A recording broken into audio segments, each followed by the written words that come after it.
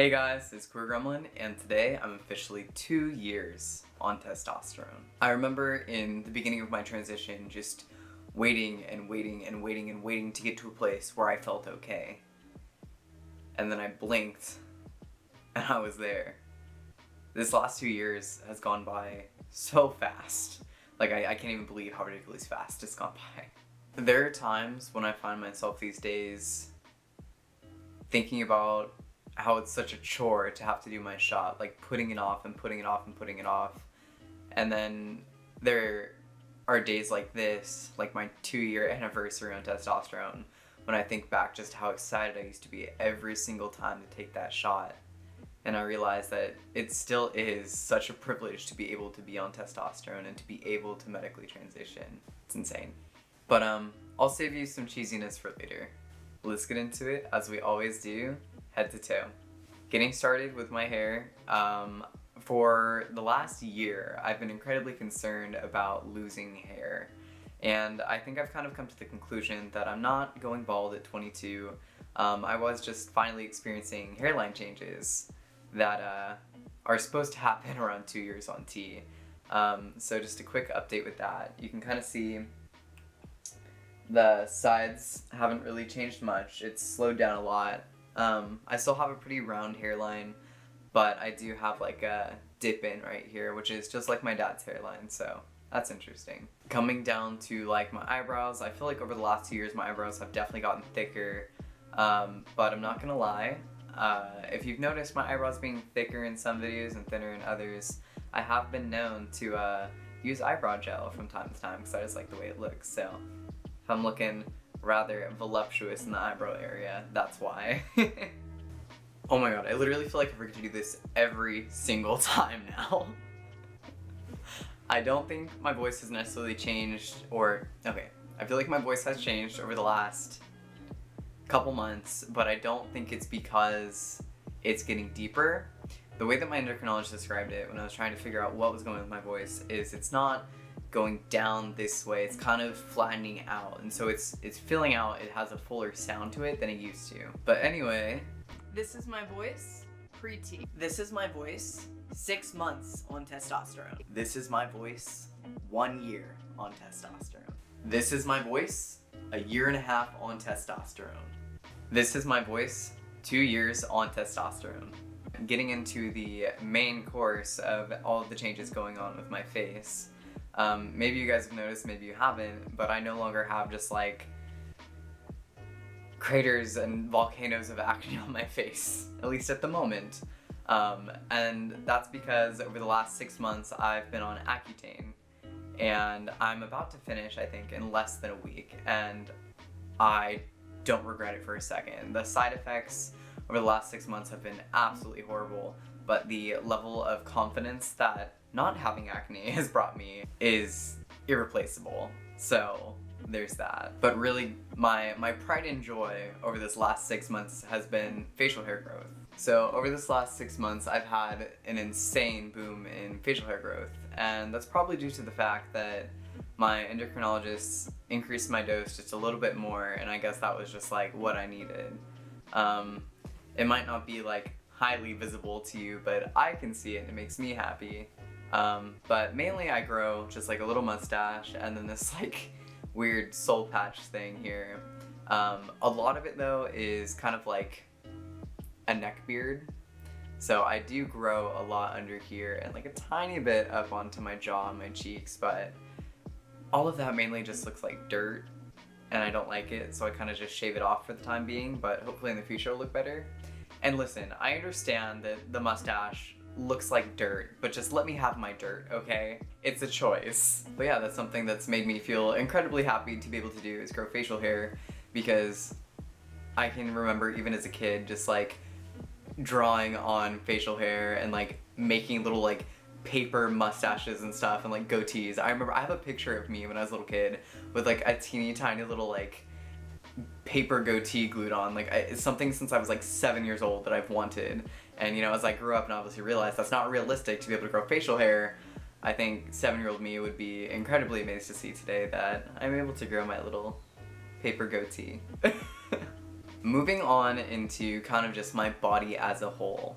Specifically, I think over the last like 3 months, I've had another large increase in muscle mass and just kind of like overall composition of my body and fat redistribution. Like, I understand I say that every month, but I don't think you guys understand. The way like it's noticeable to me, maybe not to you guys, because you really only ever see me from like torso up, but I kind of want to do like a side-by-side comparison of like a photo of me pre-T wearing like pretty much the same outfit, not the same, but a similar outfit, just the way that my body looked, compared to a picture I took maybe a week ago. And I had never really realized like how much my body had changed until I saw this yesterday.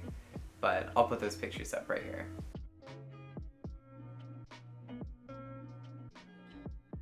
Generally, body hair has been slowly increasing over the last couple years. My stomach is like very hairy, hairier than I ever thought I'd be in my entire life, but like I'm here for it.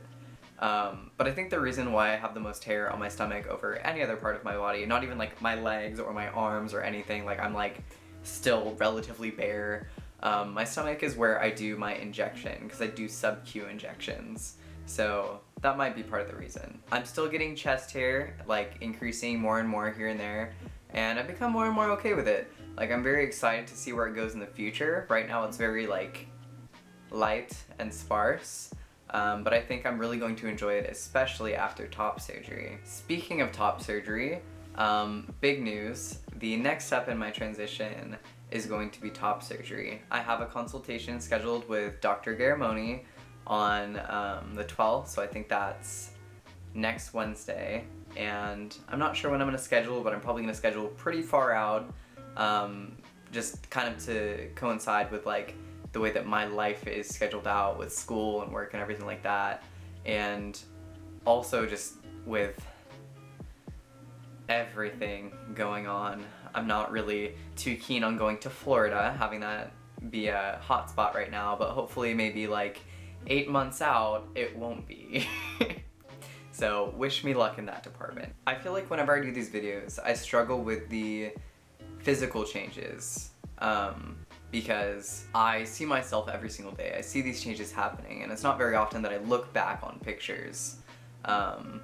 And so I never really have much to say for you guys, but I feel like the biggest part of my transition personally is always the mental changes that I experience or have been experiencing. Over this last 2 years, I can genuinely say that I've become a completely different person. And not in a bad way, but in the best way possible. I've become more myself than I ever could have imagined. The congruence I feel with my mind and my body these days is indescribable. I've never felt so at home or so in myself. I used to describe to my friends what it felt like to be in my body as feeling like your head was like floating above you, looking down on you, or like your head was like next to you on your shoulder, looking down at your body. You didn't really feel like it was your own. You felt like you were like manning a mech suit or something. And I came to realize many years later, recently actually, that that is called depersonalization, and it's not good. And I never realized that that wasn't normal. But these days when I look down and I see my body, I no longer feel like I'm outside of it. I feel like I'm in my body. And that's a feeling that I can't even describe. It's a feeling that I've been searching for my entire life.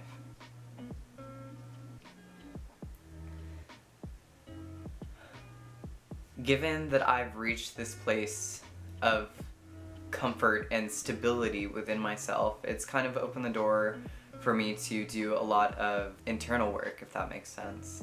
I've kind of been given the chance to open the closet, take out the skeletons, and dust them off and look at them for what they are. And I'm not gonna lie to you, it's been a very difficult time. I'm doing a lot of work in therapy, and just a lot of work outside of therapy too, trying to unlearn some of the harmful things I've internalized over the years. One of the main things that I'm currently working through is just, I guess you could say, the trauma of growing up as a queer person. and all of the things that you hear constantly said around you, whether it be by your friends, your family, your peers, about queer people, that you can internalize and turn inwards towards yourself. And so I've realized that I've developed really unhealthy amounts of shame. And it's really difficult for me to admit that. Because I tried to be a person that's very out and very proud, but I'd be lying if I said that I don't have shame. But I feel like in me saying that, that is proof that I am doing the work and that I don't want to be another part of the cycle of taking that pain that others feel or those ideas that other people think and then taking that pain that I have and pushing it outward onto other people. I don't want to be a part of that cycle. And so over this last couple months, I've been striving towards radical self-acceptance and just being okay with being me. And so hopefully the next time I see you guys, I will be in a much better place and honestly, for real. But that's about all I have to say for my 2 years on testosterone update. It's been an eventful year physically, but especially mentally. And I think that I'm on the cusp of a big change in my life because I feel like there's a lot of pain that has to be had before I can feel really good. But anyway, if you guys have any questions or comments about transition and how that all goes, comment section's always open, or if you know me in real life, DM me, call me, text me, I got you. I'll see you guys around. Take care.